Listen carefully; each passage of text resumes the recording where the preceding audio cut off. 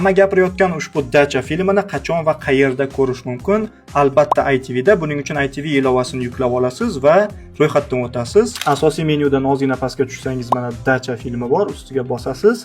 Dacha filmi 4-iyun kuni premyera qilinadi, lekin undan oldinroq ko'rish imkoniyatimiz bor. Ya'ni agar filmni 150 mingta odam sotib oladigan bo'lsa, o'sha zahoti platformaga joylanadi va bemalol ko'raveramiz. Film narxi esa qimmat emas, atiga 30 ming so'm, ya'ni tomosha qilish ustiga bossangiz mana sotib olish tugmasi chiqadi. Sotib olganingizdan so'ng mana ko'rib turibsiz, 4-iyun kuni premyera qilinadi deb yozilgan, lekin boya aytganimdek, agar 150 mingta odam oladigan bo'lsa, shu zahoti qo'yib yuboriladi. Filmni shaxsan o'zim ko'rdim va menga yoqdi. Kinoning janri esa thriller slasher janrida.